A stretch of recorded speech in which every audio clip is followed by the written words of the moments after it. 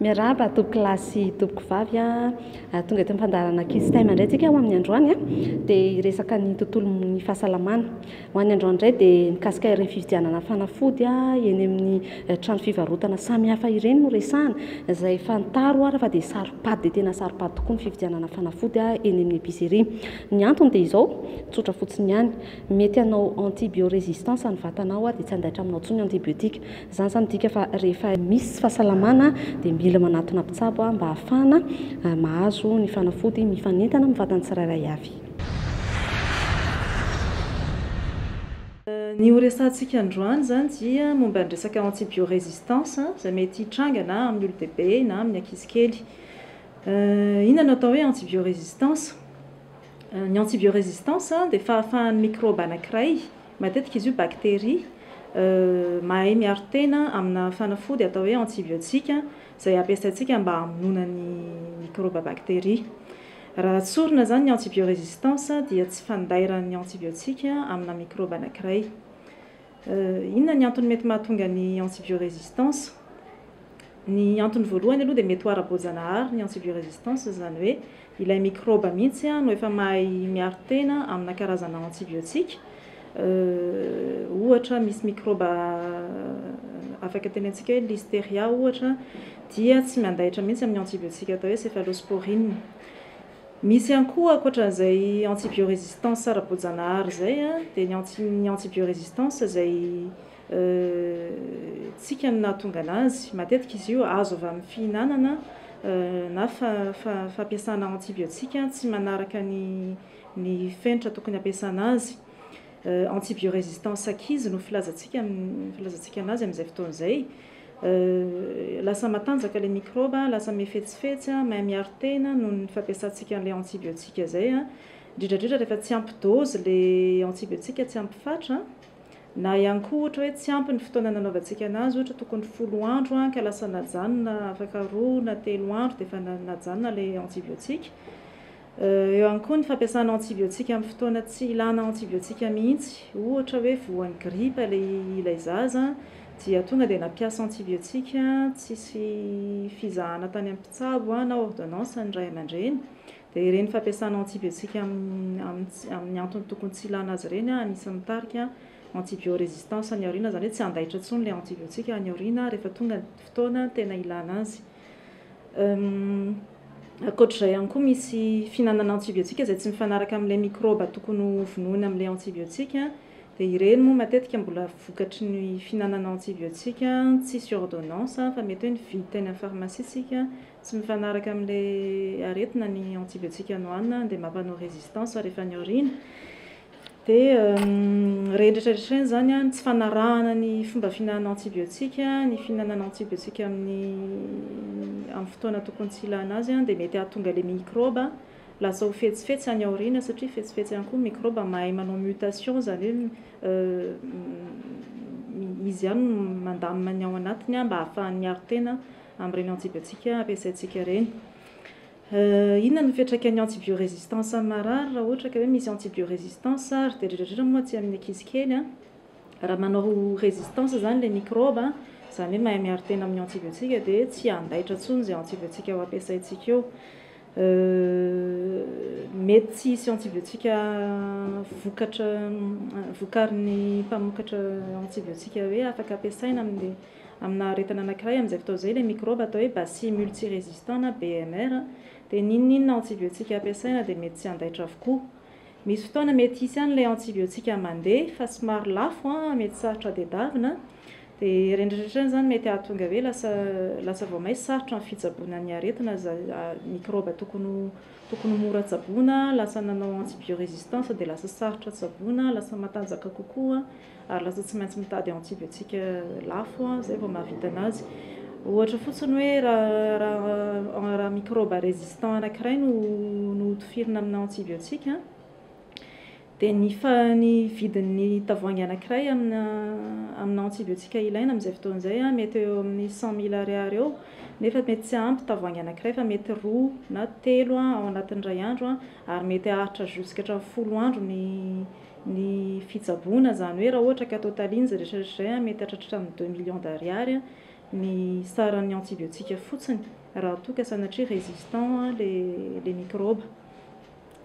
Misy fiarovana azo atao nefa mba tsy hahatonga amin'izay resaka hoe antibiorésistance zay dia ny fiarovana voalohany dia fanajana ny torohevitra ny mpitsabo rehefa manao antibiotika tsika. Momba ny antonina anazy raha ohatra ka hoe mety amina ankizy anankiray ilay antibiotika tsy voatery hety amina ankizy anankiray hafa, dikan'izay tsy tokony hanao automédication filaza azy, zany hoe tonga dia mihinana antibiotika fotsiny ny ankizy anankiray na omendra mandrena antibiotika fotsiny amin'izao tsisy fizaham-pahasalamana eo aloha. Ankoatran'izay ihany koa ilay amin'ny fanajanona ny antibiotika rehefa manomboka mesitrasitrana ohatra ny zaza eo amin'ny 2-3 andro eo dia tonga dia ajanony ray aman-dreny ny antibiotika nefa tokony mbola hotohizana hatramin'ny 7 na 10 andro dia iny koa zany tsy azo atao satria amin'iny tena lasa résistant les microbes. Mila rahana tsara ihany koa ny dôzy fihinanana ilay fanafody ohatra hoe tokony maraina atoandro hariva dia tena mila ezahana atao maraina atoandro hariva fa tsy hoe maraina ihany dia avy eo adiny atoandro adiny hariva dia rapitso indray dia mety tsy handaitra intsony ny antibiotika iny, avy eo ary lasa matanjaka ilay microbe. Dia tsy azo atao zany manao dokotera tena amin'ny resaka antibiotika fa raha sanatria hoe misy aretina mampiatratra hoe mila antibiotika ity zazy ity dia aleo manantona mpitsabo aloha dia mpitsabo no mahalala hoe inona ny antibiotika mety dia manao ordonnance zay vao makany amin'ny pharmacie. Torak'izany koa ny pharmacie tokony tsy manome antibiotika tsisy ordonnance amin'ny ray aman-dreny zany. Dia tokony tsy hovidina eny amin'ny pharmacie eny amin'ny épicerie ihany koa ny antibiotika satria araka ilay tenentsika teo hoe tsy fantatsika hoe tena iny ve ny antibiotika ilaina amin'ilay aretina sa tokony antibiotika hafa, dia mba hialana amin'ilay résistance ny aoriana zany dia mila mitandrina daholo satria miainga avy amin'ny tsika mpihinana an'ilay antibiotika na fampiasa an'ilay antibiotika no mahatonga an'ilay résistance secondaire na résistance acquise, zany hoe tsy ara-boajanahary tamin'ilay microbe fa azony taty aoriana. Ho fehiny angamba zany dia hoe isika ihany no mitarika ny microbe hiaro-tena ka ho lasa résistant dia zay ny atao hoe antibiorésistance. Dia ny fiantraikan'izay dia ny fidanganan'ny saram-pitsaboana amin'ireny microbe résistant ireny raha mitohy aza dia mety tsy fisiana antibiotika izay mahazaka nyny microbe anankiray iny ka tsy ahafahana mitsabo ara-dalàna ny aretina. Izay momba ny antibiorésistance. Ho an'ny tontolon'ny fanabeazana androany dia resaktsika ho an'ireo ray aman-dreny somary tsy dia manam-potoana loatra hiainona ny zanaka ao an-trano. Dia fataro nefa ray aman-dreny fa dia ilain'ny zanantsika ny fiainona azy ireo eo ohatra ny tokony hainona azy amin'ny olana maro samihafa ny aina nandritra ny tontolo andro, ny problème kely majijinika tany am-pianarana tany eo ihany koa ny tokony hitantaran'ny ankizy hoe inona ny zavatra nahafaly anazy androany.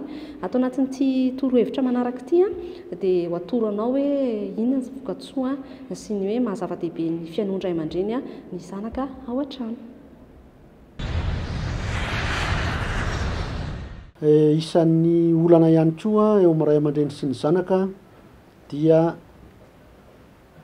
te hiresaka amin'ny ray aman-dreny ny zanany fa noho ny antony maro samihafa dia toa tsy mihaino azy ny ray aman-dreniny. Nisy ankizivavy anankiray nanontaniana dia izao no lazainy hoe tsy tiako mihitsy ny miresaka amin'ny dadanay, mahasosotra ahy be. Aiza veko efa miteny elaela ianao vao hoy izy hoe ahoana hozy ianao teo? Matetika tokoa dia variana isika ray aman-dreny ka tsy mahita na tsy mahasikaritra fa efa tezitra be ny zanasika. Raha sendra misy zavatra ohatran'izay ohatra aminao sy ny zanakao, iza amin'ireto telo manaraka ireto ny tokony hataony. Voalohany mety mivazavaza be aminao rainy izy ka hanao hoe henoy ary dada fa zava-dehibe anga ity resahako anao ity. Faharoa, mety hiteny tahaka an'izao izy, sy hiresaka amin'ny dada intsony aho, sy hitantaran'ny olana sy ny zavatra manjoa ahy amin'ny dada intsony aho. Mety izao kosa no ataony. Fahatelo zany, hiandry fotoana mety kokoa hiresahako amin'ity zavatra ity amin'ny dada, hiresaka amin'ny vatany aminy aho na hosoratako an-taratasy na halefako SMS aminy. Inona ary ahoana ny mety ho vokatr'ireo safidy telo ireo? raha ilay safidy voalohany a dia mazava ho azy fa sy ho azo ny dadany hoe maninona izy no mivazavaza aminy, sy manaja ny rainy koa izy ka va maika sy hiaino azy ny rainy, fa maika hitombo ny olana eo amin'izy mianaka, mazava ho azy fa tsy mety io safidy voalohany io. Raha ilay safidy faharoa ny safidiny a, io ny tsotra indrindra, saingy io ny tena tsy mety indrindra. Mila miresaka mantsy ny mpianaka, mila mahafantatra izay manjo azy koa ny rainy fa ho afaka hanampy azy. Tsy maintsy hitady olo-kafa izy hiresahany rehefa tsy mifampiresaka ianareo mianaka, satria tsy vahaolana ny miresaka. Ny olana dia mety olona sy hitokisana no hiasapazany na hiresahany. Raha ilay fahatelo ny safidiny a, mazava ho azy fa mbola hiresaka aminao rainy izy, fa miandry fotoana fotsiny. Mety koa nefa ny hoe manoratra taratasy kely na mandefa SMS. Ny anton'izay a dia mba ho azon'ilay rainy tsara hoe inona ny tena manjoan'ilay zanany, ary hahamaivamaivana ny fony a na voasoratra an'izay tao anaty taratasy a na tao anaty SMS. Hanombohana resaka aminareo mianaka no anton'izay, ka sady hahasoa an'ilay zaza ilay safidy fahatelo a no hahasoa anao rainy ihany koa. Mety manana olana mantsy ny zanantsika fa matahotra ny resaka amintsika ray aman-dreniny. Tokony hitady fomba hafa na izy na isika ray aman-dreny, na hitady fotoana mety hahafahana miresaka tsara. Rehefa miaraka manao raharaha na manao zavatra iray ohatra ny reny sy ny zanany vavy, na rehefa miaraka mandehandeha miara-miala voly na miara-miatsena, dia amin'izay a no mifampiresaka, samy tony, samy vonona hifampiaina. Marina fa sarotra indraindray ho an'ny tanora ny miresaka amin'ny ray aman-dreniny. Rehefa voateniny na voalazany aminao ray aman-dreniny anefa ny ao am-pony sy ao an-tsainy, lasa maivamaivana ery izy, ohatrany hoe nisy entana mavesatra be ny sorona taminy. Aoka sy ho sika ray aman-dreny a no sakana ho an'ny zanantsika ka hahatonga azy ireo sy hiresaka na sy hitantara zavatra amintsika.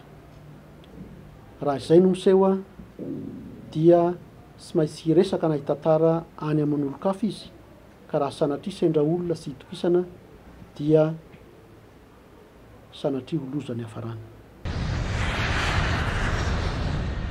Eto amin'ny asa tanana sy ny fampianarana indray a, dia somary ova kely amin'ny mahazatra isika fa tsy somary hoe tsy zavatra tena hoe asa tanana be manahoana no ataontsika androany indray a, fa fampianarana tenim-pirenena. Isika moa nosy dia ilaina zany hoe mianatra tenim-pirenena zany, ka ny teny japoney no ianarantsika manomboka zao zany hoe misy lesona manodidina ny 30 eo a, dia ho arahantsika tsikelikely atao anatin'ny fandaharana ny fianarana zany hoe teny japoney zany. Mitsara ho marina etsy am-piandohana aloha dia mora ny mianatra ny teny japoney, ho atomboka amin'ny fiteny amin'ny andavanandro a, dia ny fifampaharabana, ny fanaovana veloma tsy ampiandrela intsony fa tonga dia ho arahana avy hatrany.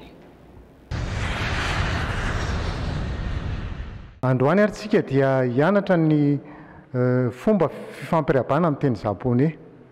Ahoana ary ny miteny hoe manahoana, ahoana miteny hoe veloma amin'ny teny japoney. Ny miteny manahoana amin'ny teny japoney dia ny maraina Ohayo gozaimasu, ny atoandro konnichiwa, ary ny hariva konbanwa. Rehefa hifandao ka hanao veloma indray dia sayonara no ampiasaina. Raha ohatra ka anontany fahasalamana dia ogenki desu ka no ampiasaina. Ny valiny amin'izany dia hoe okange samade. Ndao arane ho jerentsika ty fampianarana manaraka ity. Konnichiwa. Konnichiwa. Ogenki desu ka? Okange samade. Sayonara. Sayonara. Anamboatra sary fo indray sika rakizy. Maka taratasy a, dia tezana atao efajoro somary lavalava. Tsaratsara kokoa raha taratasy maromaro loko no ampiasaina. aforotra ka endriny telozoro ny eo amin'ny faritra ambony, aforotra mifanohitra indray kosa rehefa avy eo. Tohizana hatrany amin'ny farany mandra-pahatapitry ny taratasy, izany hoe aforotra intelo.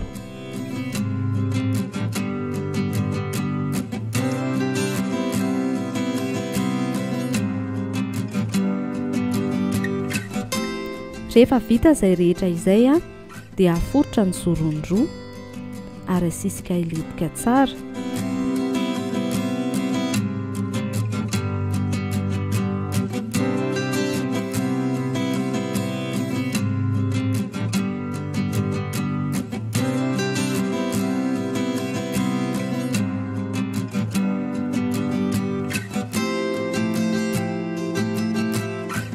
Dia mahazo telozoro toy izao.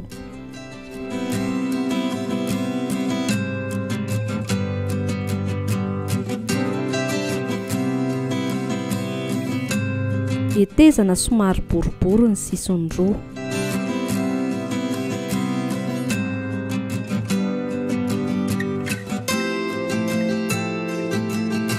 Ka rehefa vita izay dia ampontsina.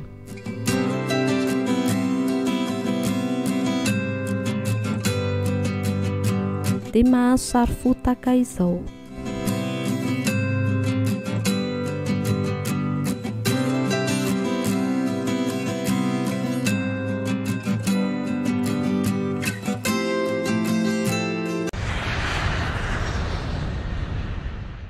Tonga eto amin'ny fotoanan'ny talentany ankizy isika, dia isaorana moa izany ireo ray aman-dreny mandefa ny talentany ao anatin'ny Facebook. Be dia be ireo ankizy mandray anjara, izany hoe tsara ihany koa ny fampisehoana ireny talenta kely ataony ampianarana ireny ho hitan'ny ankizy marobe manerana ny nosy, dia tonga dia ho arahantsika avy hatrany.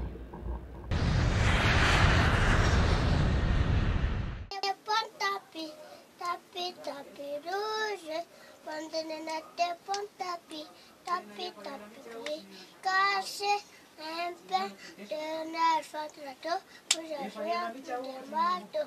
Aïe aïe aïe, ça fait mal.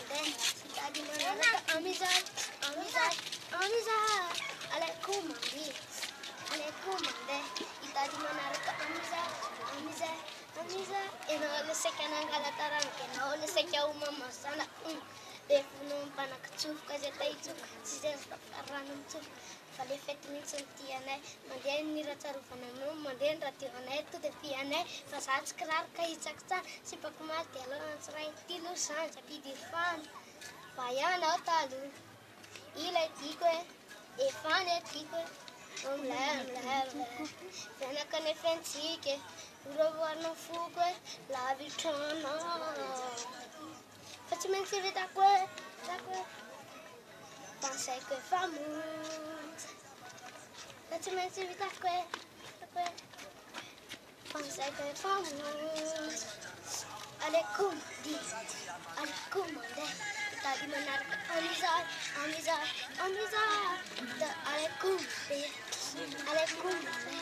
tady manaraka amizay adanao mipanjakaka otriko kareraka koa fonofony aleko misitaka fianaka viafaka mitaka ivenao fitsonsatako kaneo anatiny tetado lako masavaky tenesme atsaka mandeha aleko misitaka fo maybe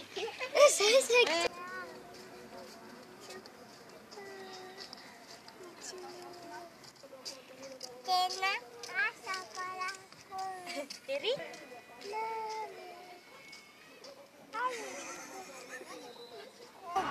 jauh wah caca